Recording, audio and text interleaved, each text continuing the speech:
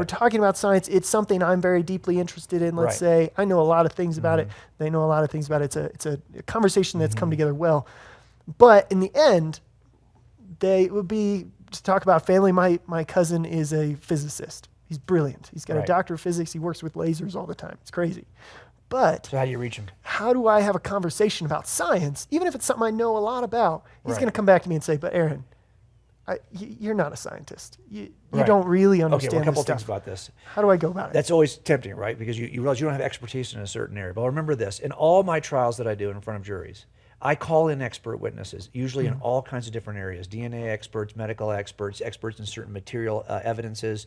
What if I have something left at the crime scene? I need to match the chemistry of this cover to see if it matches some other cover. So I know does this button come from this jacket? Well, does it match the chemistry of this? I'm calling in about experts in chemistry, experts in material evidence, experts in DNA, all of that.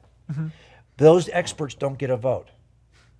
Lay people get to vote on the jury. I won't put an expert on the jury. Experts don't even agree with each other.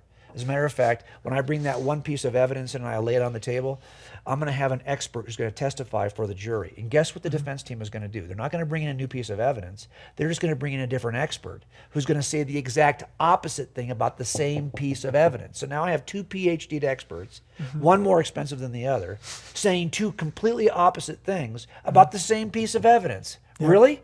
How does that happen?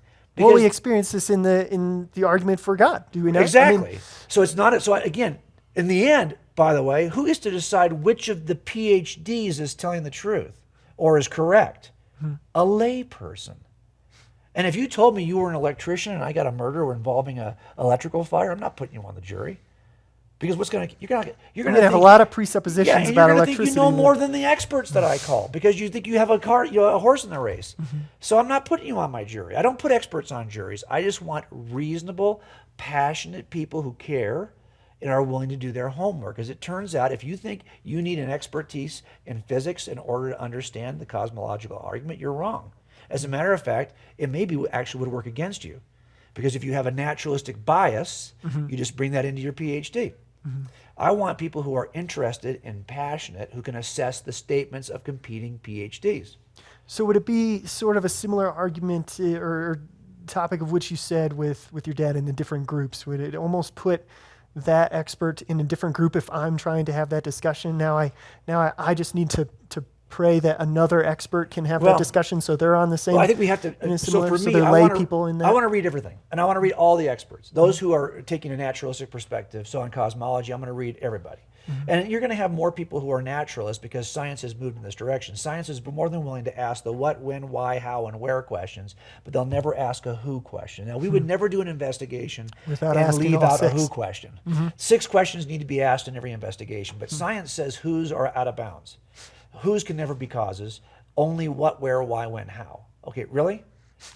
Okay, if I did that in all of my criminal trials, no one's ever going to go to jail. You got to ask a who question. There's got to be a who. So if you're looking for the source of information in DNA or the source of fine-tuning in the universe or a cause that could actually account for moral truth, moral obligations, and mind and consciousness and fine-tuning and design and biology, and you're not willing to ask the who question because you've decided up front that that's out of bounds, you're going to have some kind of goofy answers.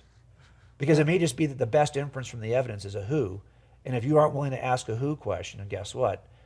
No one gets identified. So I think in the end, we want to identify the biases of people who are doing the work. And I would ask, if you don't know enough about cosmology to get involved in the conversation, you do know enough to ask those Columbo questions that Greg talks about in tactics. What do you mean by that?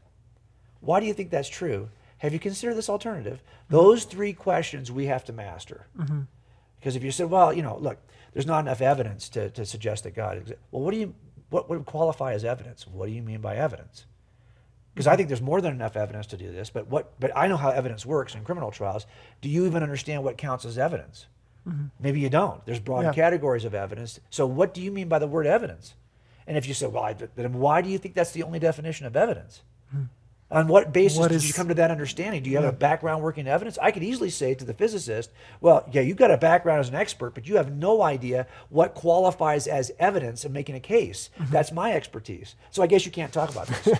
Well, no, I mean, come on. I mean, Yeah, in the end, yeah. I'm not going to do that to him, but don't do that to me either. Let's be fair with each Let's other. have a good discussion. Right, let's have a and discussion. it's somewhere Right, in the middle right. that brings So it things turns out together. there's only a couple of forms of evidence. You have to use one of those two forms in order to make your case. Let's get started. Mm-hmm. So I think a lot of this is not having to know everything there is to know about cosmology in order to ask the good question. You didn't teach me. Mm-hmm. Teach me about cosmology. It appears that whatever causes the universe, if it's true, that all space, time, and matter comes into existence from nothing at the beginning of the universe, then it sounds to me, and correct me if I'm wrong, that we're looking for a cause that cannot be made up of space, time, or matter. Because those things aren't available until the beginning of the universe. So whatever causes them, and if It has to be it has outside to the be- room. At least it has to be right. It has to be something that's non-spatial, non-temporal, non-material. Am I missing something here? Yeah. And then Fill let's in see what the blank. answer is. Educate me. Yes. Be open to the Be the open to discussion. whatever he says. Yeah. And then if you have to read it enough to know that what's happening here is that we're starting to move the goalposts a little bit, because they realize that nothing has to be redefined. If you're going to suggest that the universe came from nothing, we better have a new workable definition of nothing then. Mm-hmm. So now what we're doing is redefining the idea of nothing in order to accommodate the fact that nobody wants to ask the who question. Mm-hmm. So that's part of the problem.